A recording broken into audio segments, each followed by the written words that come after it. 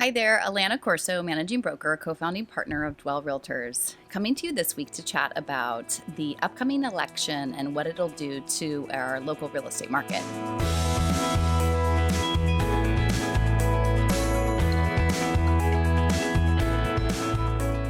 I've been getting a lot of questions from clients and colleagues and friends about what the election will do to our local real estate market. So I thought it would be a good idea to do a vlog and share information with you all. So, election year, big presidential election year. So really big deal. Our country is very divided currently, depending on what side of politics you're on.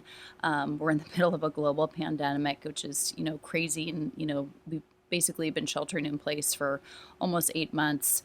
There's social unrest. There's a lot of issues going on, and so it feels like there's a lot going on. And will that affect our housing market? So one of the things that's important to understand is our housing market is tied closely and correlated to our equity markets and the stock market and the general economy.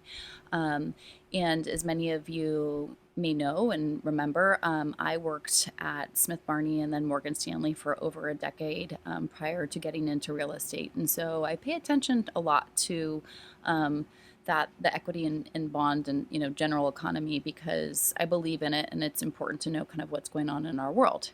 So I was recently reading a research piece that Morgan Stanley's Global Investment Committee put out. They do a lot of research constantly, but this was about during election cycles, and it was something that I thought it really struck home with me, and I thought it was so good that I want to read the direct quote for you from this investment piece. History suggests that investor fears related to election outcomes may often be misplaced. What's more, conventional wisdom frequently does not align with market results. Importantly, market performance is more closely correlated with the business cycle than political party control. So what does this mean? It means that, whatever the outcome is in November and when the inauguration takes place in January, our market is going to be reactive to what's going on in the general business sectors and with GDP and housing starts and interest rates.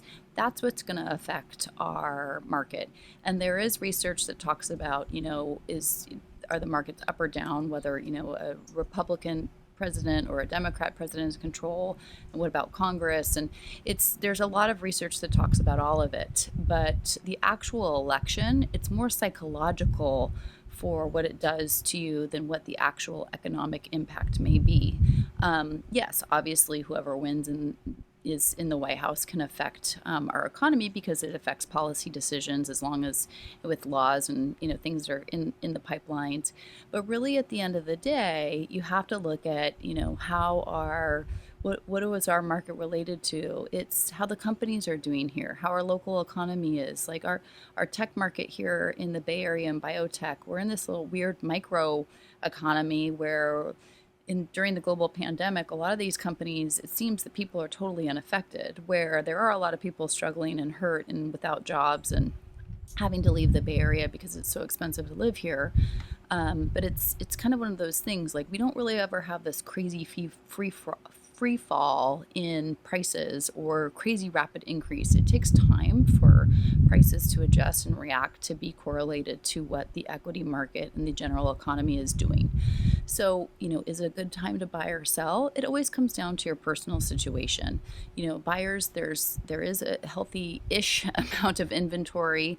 It's our fall market where people typically, try to get houses on the market before the holidays. Sellers, is it a good time to sell? Like, the market prices are still healthy and strong. It might take a little bit. I think psychologically, their buyers might be feeling a little bit like, I want to see how the election goes. And again, that's psychological. There's really no market proof to say it'll go one way or the other, interestingly. So it just really comes down to, what is your personal financial situation? What's your timing? It's all those things that we have in those conversations when we are, me figuring out what your goals are in, buying or selling real estate. So I don't think anyone needs to panic. I don't think it's anything that is crazy and it'll make you, I think it makes us all maybe crazy from, again, that emotional standpoint. But with terms of housing, there's nothing to panic or really freak out about. And we all just have to kind of keep a calm, cool, and collected head about us. And the next few weeks will tell us who is going to win the presidential election and win a lot of the hotly contested, Senate positions, and if the House will change one way or the other. So it'll be interesting. But again, I don't think it's anything to really freak out about with our local real estate market. Happy to chat about your personal situation anytime. Look forward to seeing you next week, and keep it in touch. Take care.